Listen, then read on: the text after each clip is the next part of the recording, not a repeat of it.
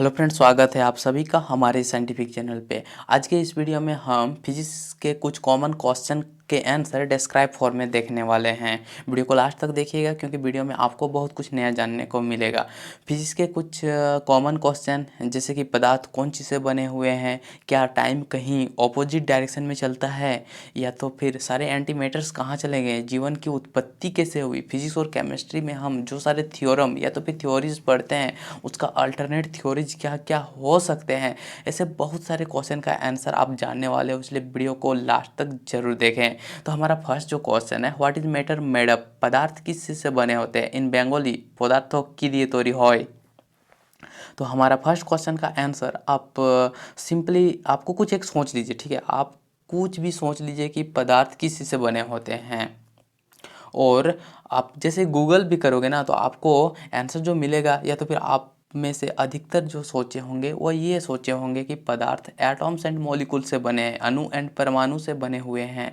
लेकिन इसका आंसर आपको कुछ अलग तरीके से देना है, क्योंकि सिंपल तो क्वेश्चन है बट आंसर देने का तरीका ही आपको अलग से डिफरेंट बनाता है। मतलब अगर आपसे कोई पूछे कि what is matter made up, तो आपको आंसर देना है, मतलब आप दे सकते हो आंसर गॉड्स पार्टिकल के फॉर्म में, हिग्स बोजन के फॉर्म में, ईश्वरीय कौन के फॉर्म में। देन आपका जो आंसर होगा वो बहुत ज़्यादा अट्रैक्टिव होगा। मतलब अगर आपसे कोई पूछे कि पदार्थ कौन चीज़ से बने हैं, पदार्थों की दिए तोरी होय छे, देन आपको यह बोलना है कि सारे जो पदार्थ हैं वह ईश्वरीय कौन से बने हुए हैं। मीन उसे इंग्लिश में कहा जाता है गॉड्स पार्टिकल, और उसे अभी हिग्स बोजन कहते हैं, ठीक है। इस तरह से अगर आप कोई भी आंसर दोगे इस तरह सिंपल सा क्वेश्चन का, देन आपका जो आंसर रहेगा वह दूसरों से अलग रहेगा।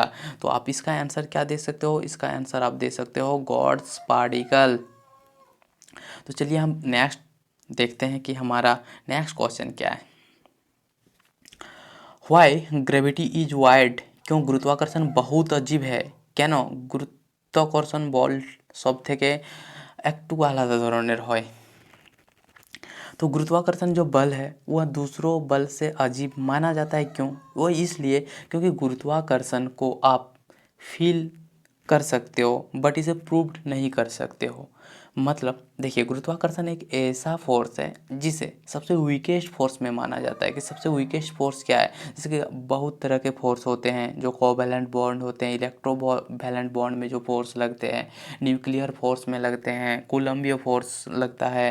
उसी तरह करके हमारा ग्रेविटेशन फोर्स लगता है, दो मैटर के बीच में ग्रेविटेशन फोर्स लगता है, m1 m2 bye are square, ठीक है। तो इसे अजीब इसलिए माना जाता है क्योंकि इसे सबसे वीकेस्ट फोर्स माना जाता है, बट इसका जो वर्क डन है वो सबसे हाईएस्ट है। जैसे कि ये जो आप देख रहे हो मून, यह हमारे अर्थ के चारों तरफ घूमता है, ठीक है। अर्थ के चारों तरफ घूमता है। देखिए, अगर वीकेस्ट फोर्स है तो देन ये प्लैनेट्स, उसके बाद स्टार्स, सैटेलाइट्स, ये सबको कैसे चारों तरफ घुमा पाता है। मतलब ये वीकेस्ट फोर्स में गिनती तो होता है बट ये बहुत ज़्यादा स्ट्रॉन्गेस्ट फोर्स है, तभी ना सारे स्टार्स जो है वो अपने अपने गैलेक्सी के चारों तरफ घूमते हैं। सारे प्लैनेट्स जो हैं वह सन के चारों तरफ घूमते हैं। ऐसा कैसे पॉसिबल है, बहुत ज़्यादा स्ट्रॉन्ग फोर्स होने के कारण ही ना। देखिए, एक प्लानेट दूसरे प्लानेट या तो फिर स्टार से बंधे हुए नहीं है, बट तब पर भी वो इसके चारों तरफ घुमा पाता है। मतलब इस फोर्स का आप इमेजिन कर सकते हो कि कितना ज़्यादा स्ट्रॉन्गेस्ट फोर्स है। इसी के कारण ग्रेविटी को वाइड फोर्स कहा जाता है, गुरुत्वाकर्षण को एक अजीब या अजीब फोर्स, अजीब बल कहा जाता है। देखिए, गुरुत्वाकर्षण जो काम करता है वो ग्रेविटेशनल वेव के फॉर्म में काम करता है, जिसके लिए 2017 का नोबेल प्राइज दिया गया था। अब हम चलिए नेक्स्ट क्वेश्चन को देख लेते हैं। हमारा जो नेक्स्ट क्वेश्चन है वह why does time seem to flow only in one direction, क्यों समय एक ही दिशा में केवल प्रवाह प्रतीत होता है। देखिए, ऐसा क्यों लगता है कि जो टाइम जो चल रहा है वह एक ही डायरेक्शन में चल रहा है। बेंगली में भी से ऐसे बोल सकते हो कि কেন সময় सर्वदा एक ही दिखे चले, ठीक है। क्यों ऐसा लगता है कि टाइम हमेशा ही एक तरफ चलता है। इसके लिए आपको कुछ एग्जाम्पल से ही सोचने पड़ेंगे। क्या सच में सिर्फ टाइम एक ही डायरेक्शन में चलता है, या कभी कभी डायरेक्शन अलग भी हो सकता है। देखिए, हम जो भी साइंस में पढ़ते हैं ना, वह प्योर फॉर्म में कुछ भी नहीं होता है। मतलब आप इस चीज़ को ऐसे समझ सकते हो, मान के चलिए कि एक समुद्र है, ये जो आप देख रहे हो ये एक समुद्र है, ठीक है। ये समुद्र जो है ये एक समुद्र है, या तो फिर एक मान के चलिए कि अमेज़न नदी है, नील नदी है, कुछ भी है जो बहुत ही तेज प्रवाह के साथ बह रही हो। यह बह रही है और इसके ऑपोजिट डायरेक्शन में अगर कोई चींटी तैरना चाहे, कोई चींटी तैरना चाहे, तो उसको क्या लगेगा कि उसका मोशन जो है वो इफेक्टिव कुछ होगा।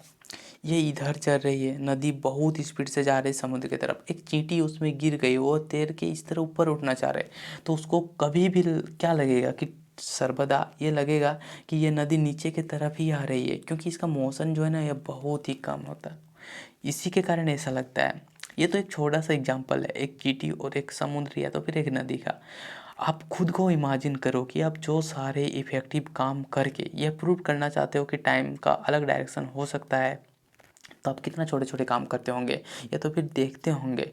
बट हमारा हमारा सोलर सिस्टम, हमारा अर्थ, हमारा मिल्की वे गैलेक्सी कितना बड़ा है और ये सब एक ही डायरेक्शन में चल रहे हैं, और उसके ऑपोजिट में आप कुछ भी करना चाहो तो कितना कम कर सकते हो। इसीलिए ऐसा हमेशा लगता है कि टाइम जो है वह हमेशा ही एक ही तरफ चलता है, बट वह थोड़ा बहुत अलग डायरेक्शन में भी चलता है, लेकिन वह हम कोई इफ़ेक्टिव नहीं होता है। क्या ऐसा कोई जगह है जहाँ पे टाइम ऑपोजिट चलता हो? मतलब जैसे कि हम छोटे से बड़े होते हैं, ठीक है। जो पानी है वो ऊपर से नीचे की तरफ बहता है, उसी तरह धुआं जो है वो भी नीचे से ऊपर की तरफ ही बहता है। बट ऐसा क्या कोई भी जगह है जहाँ ऑपोजिट चलता हो? तो हाँ, ऐसे प्रोपोजल बहुत सारे थ्योरी हैं। जैसे कि जब सृष्टि बना था तब मैटर और एंटी मैटर दो चीज़ बने थे। हम नेक्स्ट वीडियो में नेक्स्ट जो है क्वेश्चन उसमें देखेंगे। तो जो एंटी मैटर का एरिया होता है ना, एंटी मैटर के एरिया में टाइम्स ऑपोजिट होते हैं, क्योंकि हमारा जो एक मान के चलिए कि एटम है, एटम में बाहर में इलेक्ट्रॉन्स होते हैं, बीच में प्रोटॉन्स होते हैं, न्यूट्रॉन्स होते हैं। लेकिन एंटी मैटर का दुनिया में क्या होता है कि इसके बाहर में ही होते हैं प्रोटॉन्स एंड बीच में रहते हैं इलेक्ट्रॉन्स। ये है एंटी मैटर की दुनिया। आपको हम यह बताना चाहेंगे कि एंटी मैटर जो होता है वह सबसे कीमती वस्तु है इस ब्रह्मांड का।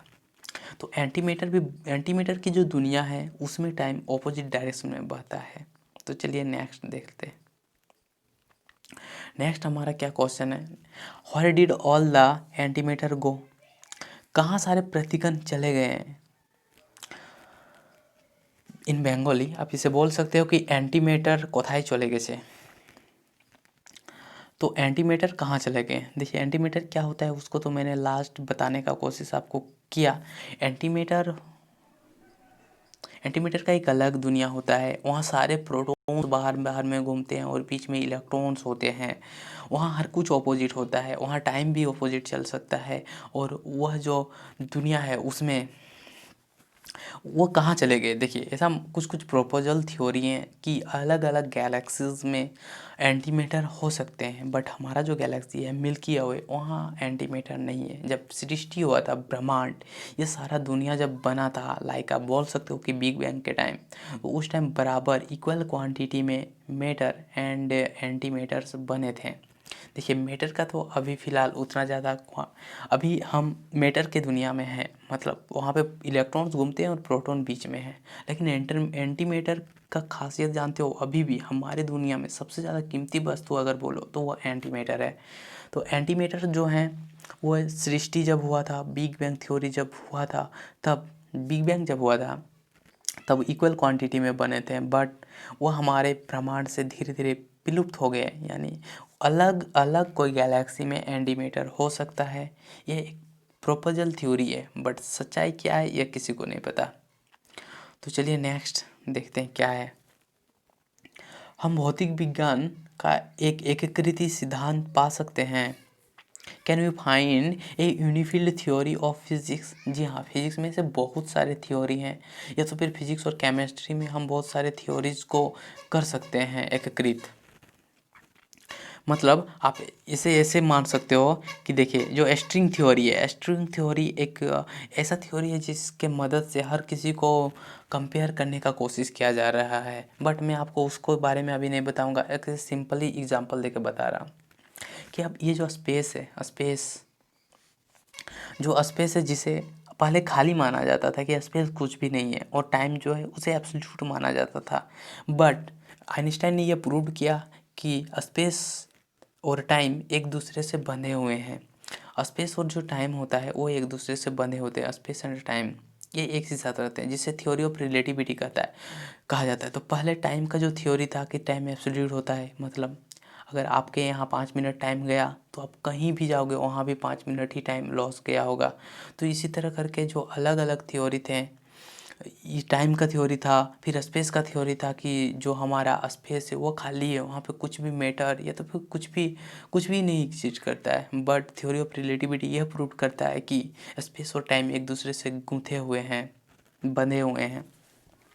तो इसी तरह करके, और मैंने एक वीडियो बनाया था जिसमें यह एक्सप्लेन करने का कोशिश किया था कि सारे गैसियस मॉलिक्यूल्स के जितने सारे बिहेवियर हैं, जैसे अब गैसियस मॉलिक्यूल के क्या बारे में क्या पढ़ते हो, डिफ्यूज़न पढ़ते हो, इफ्यूज़न पढ़ते हो, बॉयल्स लॉ पढ़ते हो, चार्ल्स लॉ पढ़ते हो, एवोगाड्रो लॉ पढ़ते हो। इस तरह के अलग अलग लॉ पढ़ते हो ना, अलग अलग चीज़ आपको याद रखने पड़ते हैं। बट मैंने आपको एक वीडियो में यह बहुत ही सिंपल तरीके से बताने का कोशिश किया कि ये सारे जो लॉज हैं, इसे आप सिर्फ ये जो सारे जो डिफरेंट तरीके से गैसियस मॉलिक्यूल जो कैरेक्टरिस्टिक्स हैं उसे आप एक लॉ से एक्सप्लेन कर सकते हो।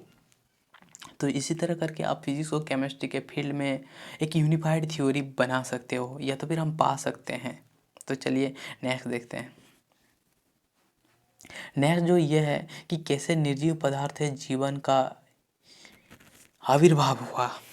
तो पहले ये जब ये धरती बनी थी तब यहाँ पे सिर्फ निर्जीव पदार्थ ही थे, नॉन लिविंग ऑब्जेक्ट।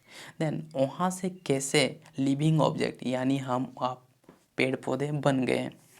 तो ऐसा माना जाता है कि आज से 3.5 बिलियन ईयर्स एगो को एक सेल बना था, और उसी सेल से सारे लिविंग ऑर्गेनिज्म आप देख रहे हो ये सारे उसी सेल से बने हुए हैं। तो ये नॉन मैटर से मैटर बनने का जो प्रोसेस है, इसे होने में बिलियंस ऑफ ईयर्स लगे हैं।